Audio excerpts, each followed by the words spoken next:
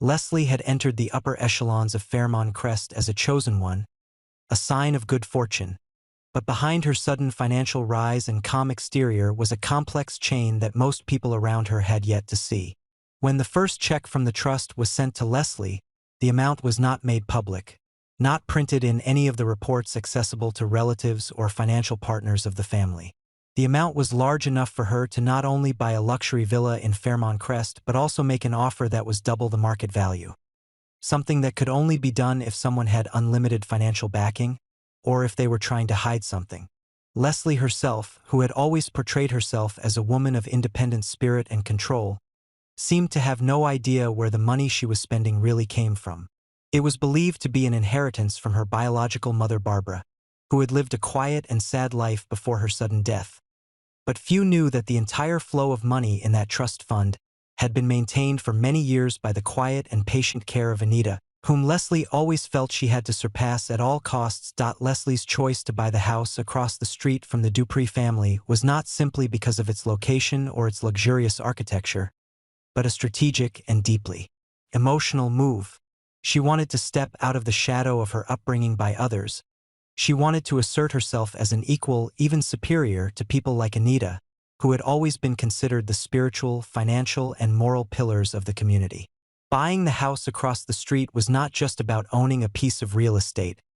It was a statement of life. I am your equal. I am strong enough to look straight into the eyes of those who once considered me an outsider. But if Leslie knew that Anita was the one who funded the trust fund that made her dream possible, would she still be so arrogant? Or was all she was doing just another strange cycle of invisible dependence? As the truth slowly emerged, Leslie couldn't hide her triumphant feeling, a rush as if all the good things were finally happening to her. But that feeling quickly turned to aggression. She criticized Anita for her indifference and coldness to Barbara, the one who had believed in her. She hinted that if Anita had really cared, perhaps Barbara wouldn't have collapsed and died alone. Anita didn't say anything in response, but her silence only made Leslie lose control. At that moment, Peaches intervened like a puff of smoke, fanning half-true, half-false rumors about an old will that Barbara had made. That will, if it existed, could completely change the game. It could prove that Leslie was not the sole legitimate heir, or worse, that she was never Barbara's daughter. All Leslie had now was based on the story of Peaches, who was unreliable and might be playing a dangerous game for herself. Anita, with the calmness of a seasoned person, did not react immediately. But if a twist occurred, if the DNA did not match, if Leslie was not Barbara's biological child, then the entire inheritance would collapse like an illusion. In that case, Anita's freezing of Leslie's accounts could be interpreted in two ways. On the one hand, it was an act of protecting the deceased's legacy, preventing the loss of assets to someone who was no longer legitimate. On the other hand, it was also a cold punishment from someone who had supported her and now felt deeply betrayed. Anita never asked for gratitude, but when Leslie used her own money to fight back, when she publicly criticized and rejected the relationship that had raised her from the shadows, then heavy-handed action was inevitable. In the midst of these spirals, Leslie did not know that she was moving closer to another abyss, where wealth, status, and trust were intertwined into a web of traps. The house she had just bought at double the market price was not only a burden of operating costs such as electricity, water, and maintenance, but also a psychological burden when the thick walls and cold hallways could not hide the feeling of being watched, of being scrutinized. Her neighbors, especially the remaining members of the Dupree family, had never fully welcomed Leslie as part of the community. They did not believe in quick rise, in hastily arranged pieces of status, and especially in a person who had been an orphan suddenly standing on equal footing. Peaches, though a minor character, wields more power than anyone could have guessed. If she really does possess the old will or the documents proving that Leslie is not Barbara's child, the whole power play will collapse in an instant. On the other hand, if Peaches is just creating an illusion to force Leslie and Anita to confront each other, she has succeeded in pushing both strong women into a self-destructive spiral. Both are losing their sanity, caught in a war where the line between truth and lies is thinner than ever. None of them, Leslie, Anita, or Peaches, really know what they are facing.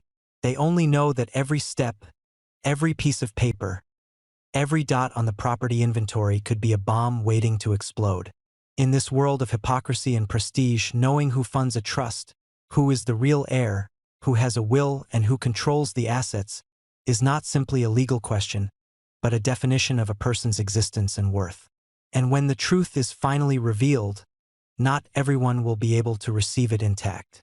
When Anita officially froze all of Leslie's accounts and transferred all of the remaining funds in the trust to an organization named Barbara to support young artists in need, this event created a double shock not only for Leslie but also for the entire Fairmont Crest community.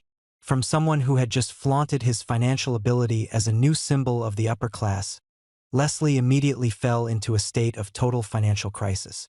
Without any warning, without any opportunity to negotiate, Anita acted coldly and cruelly, as if wanting to completely sever the connection between the two.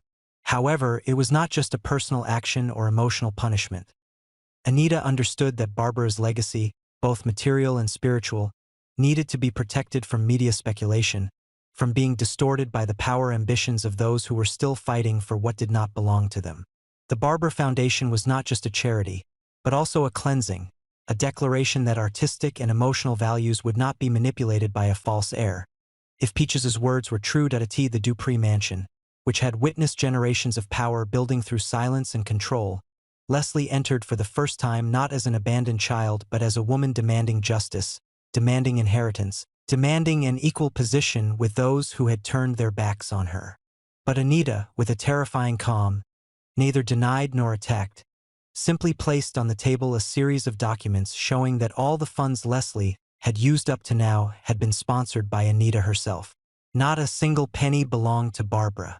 That revelation not only caused Leslie's reputation to collapse in the eyes of the public, but also made her the subject of irony in private tea parties and tabloids.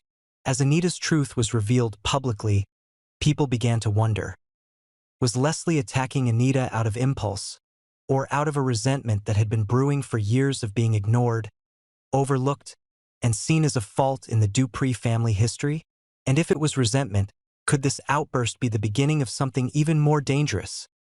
In a last-ditch effort to turn the tables, Leslie turned to one of Barbara's only remaining keepsakes, her handwritten diary, which she believed would expose the contradictions and conflicts between Barbara and Anita, and thereby destroy Anita's moral image in the public eye. But Anita, with her keen intuition and expert political instincts, took the initiative to make the entire diary public before Leslie could act. On live television, Anita acknowledged every painful word Barbara had written, admitted the mistakes, the arguments, and the times she and Barbara had hurt each other. Without defense, without denial, Anita let the whole truth come to light. And it was that, not any negative campaign, that truly regained the public's trust. Anita not only won back public opinion, but also took away the last weapon in Leslie's hand. What Leslie was left with was a helpless loser, without money, without fame, and now without any reason to be pitted Peaches, who from the beginning until now was like a ghost lurking behind every event, remains an unknown. Were the words she whispered to Leslie simply sentimental, an illusion of an unverified past, or in fact a sophisticated manipulation? It is possible that Peaches, with her suspiciously neutral position, is using Leslie as a pawn to avenge personal grievances from the past that have never been revealed. By fanning the possibility that Leslie was Barbara's daughter, by spreading the news of an old will that no one had ever seen, Peaches may have stoked Leslie's anger and ambition only to burn away what Anita had kept. And now that everything had burned down, Peaches had retreated into the shadows, unscathed but leaving behind the ruins of a shattered family battle. Anita's protection of Barbara's legacy had come at the cost of her relationship with Leslie. No longer angry, no longer aggressive, Leslie was in a state of absolute isolation. Those who had once toasted her were silent.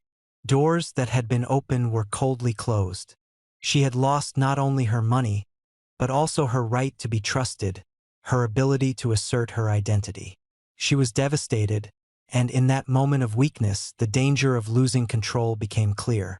Leslie might choose to confront Anita directly, attacking her in a final act of pain and destruction. Or perhaps, in that dark moment, she will be forced to face her true self. No more illusions, no more promises, just the naked truth of a woman who was once supported, once given opportunities, but lost everything because she did not know what truly belonged to her. The answer lies not in Anita's forgiveness or the trust of the community, but in Leslie's final decision. Continue chasing the ghosts of power, or step out of the ruins to start a whole new journey. Alone, nameless, penniless, but maybe real for the first time in his life. Yet, even at the moment of rock bottom and ultimate isolation, Leslie was not about to give up like a defeated person. Something inside her was still trying to resist the image of a woman lost in fame and abandoned by the very person who once supported her. The villa that was once seen as a symbol of victory now became a gilded cage that imprisoned a disturbed and damaged mind.